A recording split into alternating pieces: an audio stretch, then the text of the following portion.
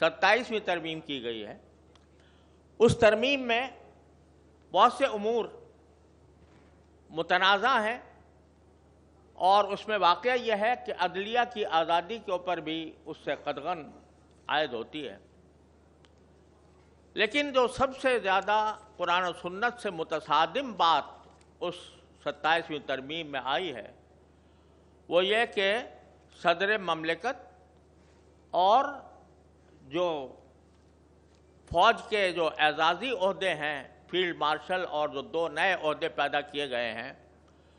وہ ہر قسم کی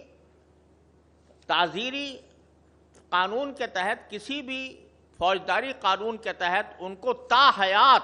ان پر کوئی مقدمہ نہیں قائم ہو سکتا، اور نہ ان کے اوپر کوئی کارروائی ہو سکتی ہے۔ یہ ایک ایسا اقدام ہے جس کی کوئی نظیر کم از کم میرے علم میں دساتیر عالم میں نہیں ہے۔ ہوتا یہ ہے کہ جو صدر مملکت کو تحفظ دیا گیا ہمارے سن 1973 کے آئین میں، وہ بھی ہمارے نظر میں قابل اعتراض تھا، اور ہمارا اعتراض قابل اعتراض ریکارڈ پر ہے۔ لیکن اس میں بھی یہ ہوتا تھا کہ اگر صدارت کے دوران کوئی تعزیری مقدمہ جاری ہو تو اس کو اس کے مدت صدارت کے دوران اس پر مقدمہ نہیں چلتا تھا، لیکن گواہیاں سب بلاک کر لی جاتی تھیں، اور اگر وہ جب وہ صدارت سے معزول ہو تو پھر اس کے اوپر مقدمہ چلایا جا سکتا تھا، اور یہی ساری دنیا میں ہوتا ہے۔ لیکن ہماری اس 27ویں ترمیم میں تا حیات اس کو استثناء دے دیا گیا ہے۔ یہ قرآن کریم کی آیات کریمہ، خلفائے راشدین کے عمل، خود نبی کریم سرور دو عالم صلی اللہ علیہ وسلم کے عمل، اور اسلامی تعلیمات اور عدل و انصاف، ہر اعتبار سے یہ صورتحال انتہائی افسوسناک ہے۔ اس پر بھی آپ حضرات کو کوئی مطالبہ پیش کرنا چاہیے۔ اسی طرح ابھی کچھ عرصے پہلے ایک قانون منظور ہوا ہے جو ابھی فی الحال اسلام آباد کی حد تک نافذ ہے، کہ 18 سال سے کم عمر کی شادی قابل سزا جرم ہے، اور اس میں نکاح کرنے والے کو، کرانے والے کو، یہاں تک کہ نکاح خواہ کو بھی سزا دی جائے گی اگر اس نے 18 سال سے کم عمر کے لڑکے لڑکی کی شادی کی۔ یہ ایک ایسا قانون ہے جو آپ حضرات کے سامنے ہے کہ اس کا قرآن و سنت سے کے بالکل خلاف ہے۔ اس کے بارے میں بھی کوئی متحدہ موقف اختیار کرنا ضروری ہے۔ اسی طرح آپ حضرات نے سنا ہوگا کہ ٹرانسجنڈر ایکٹ 2018 میں نافذ ہوا تھا۔ یہاں تھوڑی سی وضاحت اس لیے کر دوں کہ بعض اوقات ٹرانسجنڈر کا جو لفظ ہے اس سے بعض لوگ یہ سمجھتے ہیں کہ یہ خنثی کا مرادف ہے، حالانکہ یہ ایک نئی اصطلاح ہے جو مغرب کے لوگوں نے گھڑی ہے، اور اس کا خنثی سے کوئی تعلق نہیں ہے۔ اس کا مطلب یہ ہے کہ ہر انسان اس بات کے لیے آزاد ہے کہ وہ اپنے آپ کو مذکر سمجھے یا مؤنث سمجھے، تخلیقی اعتبار سے وہ کچھ بھی ہو، لیکن وہ اگر ایک بظاہر مذکر ہے اور وہ اپنے آپ کو یہ کہے کہ میں تو مؤنث ہوں تو اس کو یہ اختیار حاصل ہے۔ اور مغربی دنیا میں انسان کی بہت سی صنفیں بنا دی گئی ہیں جو LGBTQ کے نام سے مشہور ہیں۔ اس قانون کو 2018 میں منظور کیا گیا تھا، اور وفاقی شرعی عدالت نے اس کو اسلام کے خلاف قرار دیا، لیکن حکومت نے اس کے خلاف اپیل دائر کر دی، اور وہ اپیل ابھی تک پینڈنگ ہے، سپریم کورٹ کے چیئر بیڈ بینچ میں۔ البتہ یہ سننے میں آیا ہے کہ سینٹ کی کوئی کمیٹی اس کی، لیکن اگر ٹرانسجنڈر ایکٹ کو ہمارے اوپر مسلط کیا جاتا ہے تو اس کا مطلب یہ ہے کہ ہم جنس پرستی کا دروازہ کھول رہے ہیں۔ لہذا اس بارے میں بھی آپ سب حضرات کو ایک موقف، متحدہ موقف اختیار کرنا ہے۔ ایک بات یہ ہے کہ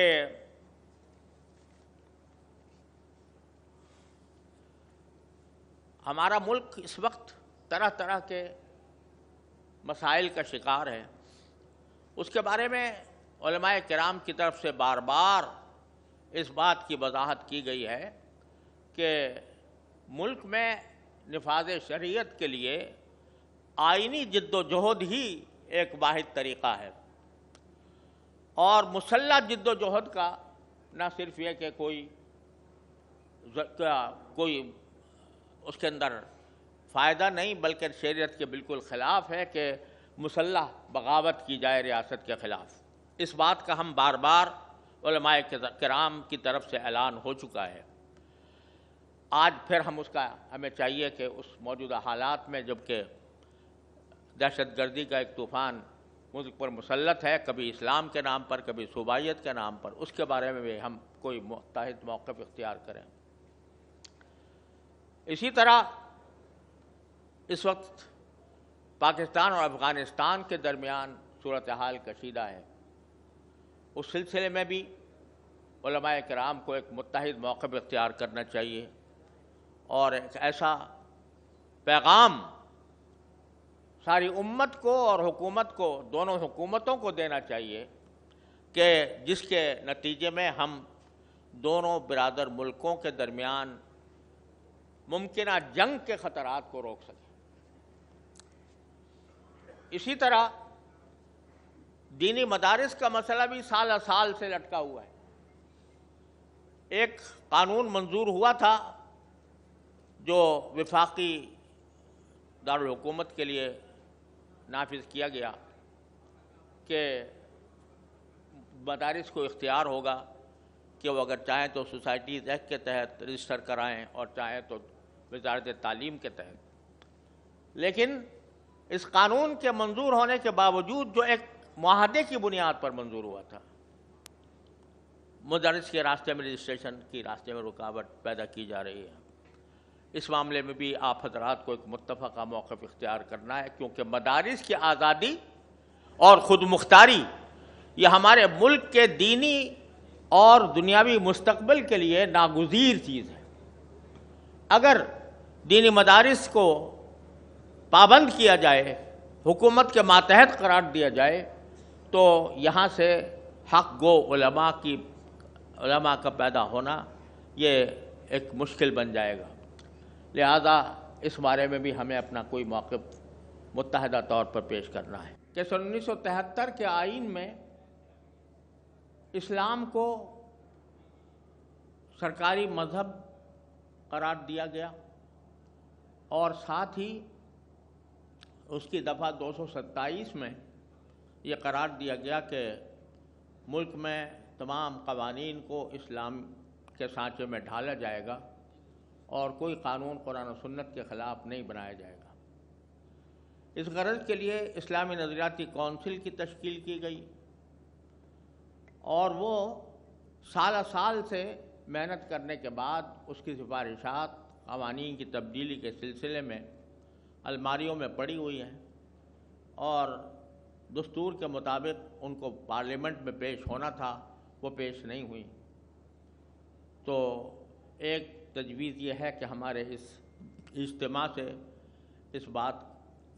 کا مطالبہ کیا جائے کہ ان سفارشات کو پارلیمنٹ میں پیش کیا جائے اور ان کے مطابق قانون سازی کی جائے۔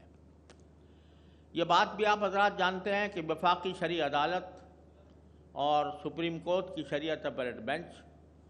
اس کام کے لیے قائم کی گئی تھی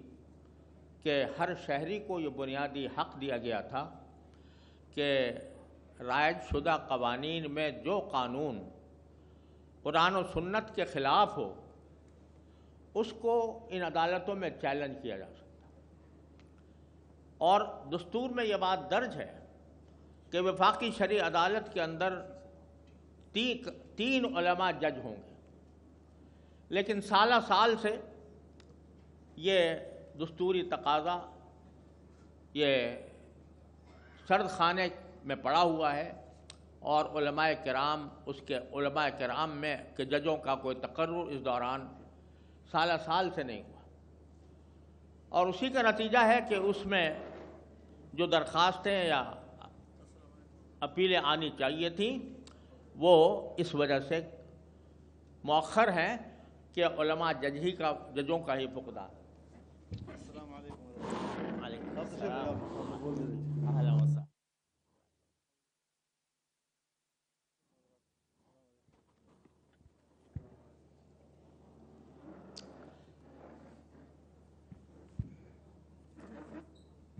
اس کے نتیجے میں چونکہ ججوں میں علماء کرام شامل نہیں ہیں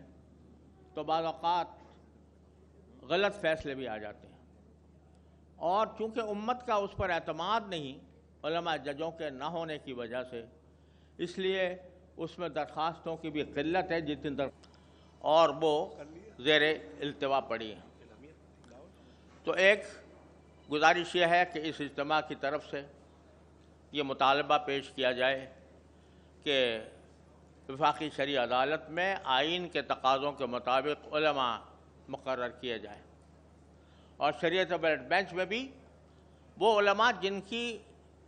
صلاحیت کا معیار آئین کے اندر موجود ہے اس کے مطابق ان کا تقرر کیا جائے۔ تیسری بات جو اس وقت پیش نظر ہے وہ یہ کہ 26ویں ترمیم آئین کے اندر جب ہوئی تو اس میں اللہ تعالیٰ کے فضل سے اور ماشاءاللہ ہمارے مولانا فضل الرحمان صاحب کی کاوش سے یہ اضافہ کیا گیا کہ ملک کو سودی معاملات سے 1 جنوری 2028 سے سود سے بالکل پاک کر دیا جائے گا۔ یہ ایک بہت ہی خوش آئند ترمیم تھی جس کا، لیکن اس دوران ایسا معلوم ہوتا ہے کہ باقاعدہ سوچی سمجھی اسکیم کے تحت اس ترمیم کے تقاضوں کو سبوتاژ کرنے کی کوشش ہو رہی ہے۔ وزارت قانون کی طرف سے ایک خط لکھا گیا اور اس میں یہ تجویز پیش کی گئی کہ ان بینکوں کو اس ترمیم کے تقاضوں سے مستثنی رکھا جائے، یعنی ان کو سودی معاملات جاری رکھنے کی گنجائش دی جائے جس میں کسی غیر ملکی کی شیئر ہولڈنگ ہے۔ اس وقت صورتحال یہ ہے کہ بڑے بڑے بینک، حبیب بینک، یونائٹڈ بینک، مسلم کمرشل بینک اور بڑے بڑے جتنے بینک ہیں اس میں کچھ غیر ملکی شیئر ہولڈرز کی حصہ داری موجود ہے، اور اب اس وزارت قانون کی تجویز کے مطابق یہ بات موثوق ذرائع سے معلوم ہوئی ہے کہ ان تمام بینکوں کو سود کا نظام جاری رکھنے کے لیے ترمیم کے تقاضوں سے مستثنی کر دیا گیا ہے، جس کے معنی یہ ہے کہ 2029 سے جو سود کو ختم کرنے کا دستوری تقاضا تھا اس کو ان رکاوٹوں کی وجہ سے پامال کیا جا رہا ہے،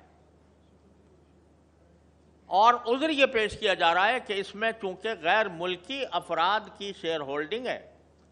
لہذا